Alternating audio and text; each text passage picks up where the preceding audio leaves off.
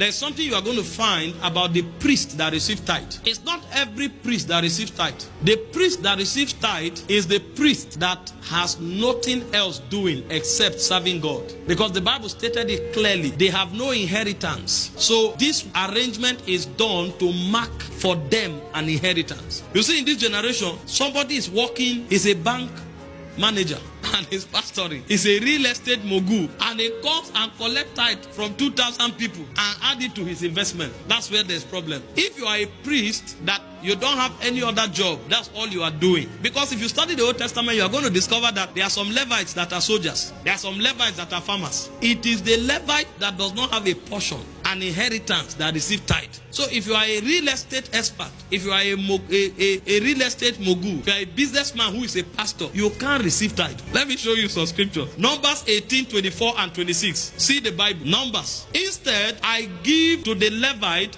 as their inheritance the tithes that the Israelite present as an offering to the Lord. He said, I give it to the Levite as what? Their inheritance. That is why I said concerning them, they will have no inheritance among the Israelites. Are you seeing this? So the priest that received the tithe is the one who is sold out, serving God completely. Go to verse 26. It says, speak to the Levite and say to them, when you receive from the Israelite the tithe I give you as what? An inheritance. He said, you must present a tenth of that tithe as the Lord's offering. This is what we call tithe of tithe. So when the Levites collect the tithe, they now take 10% to the high priest, who is also completely sold out to God. So if you go to verse 28, you are going to see what is done to the tithe of tithe. Go to verse 28. He said, in this way, you also will present an offering to the Lord from the tithes you have received from the Israelites. And he said, from this tithe you must give the portion to Aaron the priest. So this is one of the administration of tithe. There are many businessmen who are pastoring today. They collect tithe and go and invest it in their business. That's not right. It's not every priest that receives tithe. And I will show you why. Because there's an administration for tithing. Let's look at the administration a bit. The first administration is that tithe is for the welfare of the priesthood. And that scripture we read already shows you.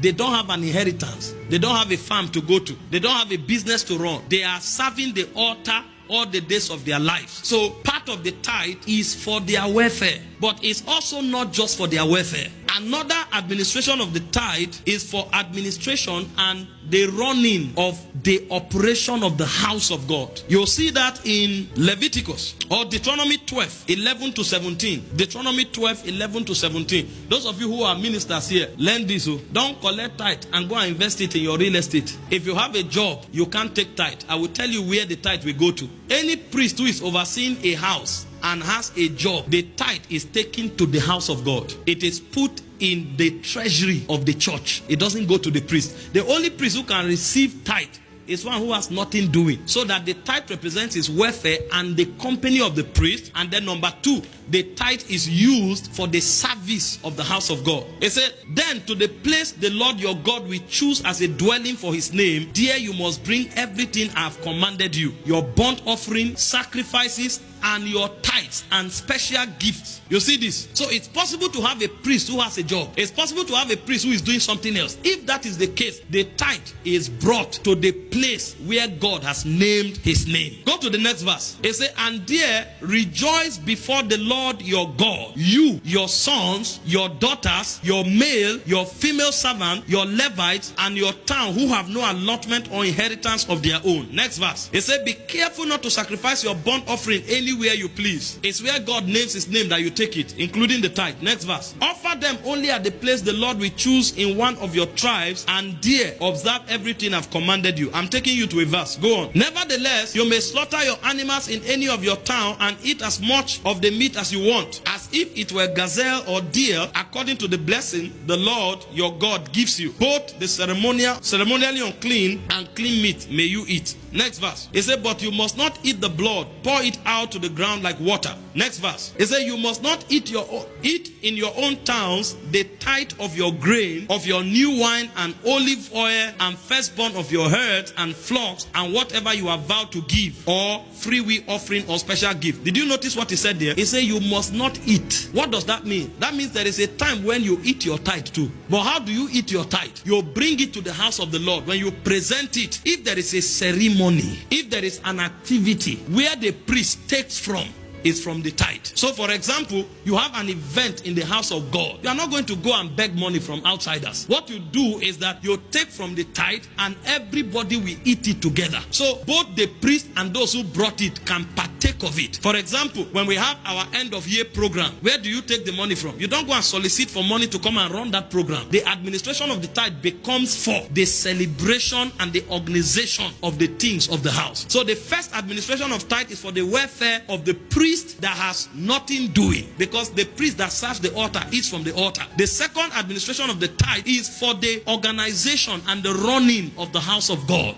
So everybody can partake of it at that time. Then there is a third administration. Deuteronomy 26 verse 12, for widows, for orphans, and for strangers, because it is part of the responsibility of the church to take care of widows that are widows indeed. Are you seeing why you can't be a bank staff or a real estate person and collect tithe and go and spend? Tithe is a sacred seed. God prescribed how it should be used. He said, when you have finished setting aside a tenth of all your produce in the third year, the year of the tithe, he said, you shall give it to the Levite, the foreigner, the fatherless, and the widow, so that they may eat in your town and be satisfied. So when tithe comes in, if other administration has been met, you take it and you look for those who are widows. It is the duty of the church to support them. And Paul gave us the criteria for the kind of widow we support in 1 Timothy. It is church. But you see, a man of God collects tithe, he thinks it's time to buy car. You are joking. You will have a problem. Even if the tithe is a leftover after your, that's why I was teaching the other time. I say it's wrong. In our era today, it's only the high priest that collect all the tithe and he builds a mansion. All the other Levites in church are dying. It is wrong to have a minister serving in the house of God who is sold out and there is no token going to him on a monthly basis. It's wrong, because he doesn't have an inheritance. He has set himself apart. He left his certificate. He left everything to serve God. So even if it is the high priest that collects the tithe, if he takes the 10th portion of the tithe, the 90% of the tithe remaining is number one for the other pastors. That's the administration of tithe. And then after you take care of the other pastors, you now take care of orphans, widows, and strangers. Where we are here, sometimes people come, they say they are from Lagos, they don't have where to sleep. I say, okay, give them something to sustain them for 3 days. That's one of the duty of the tithe. We have widows here who don't have food to eat. Give them. And if we don't have those to give, sometimes we go out for orphanage visitation, because the tithe is meant for the orphans. It's meant for the widows. It's meant for the welfare of the subordinate pastors who are the Levites. But here today, only the man of God, the set man, collects all the tithe. And there's no administration to the tithe. He buys car, he builds mansion, and he invests the rest in his real estate business. Do you see why we still keep giving tithe? Because if you stand up now and say, oh, Jesus has become the tithe, we don't need to give tithe. How do we take care of the widows? How do we take care of the orphans? If we want to run a program in-house, where would the money come from? Otherwise, people will be overburdened. You want to do graduation, you say, please sow a seed. You want to do end of year program, you say, sow a seed. You want to go out for orphanage, you say, sow a seed. Is it every day they are giving? People will run away from the church. This church of giving every day, what is going on? So God creates an administrative buffer to run his program without becoming overbearing on the parishioners. This is how tithe is administered. Who can describe you? You are indescribable.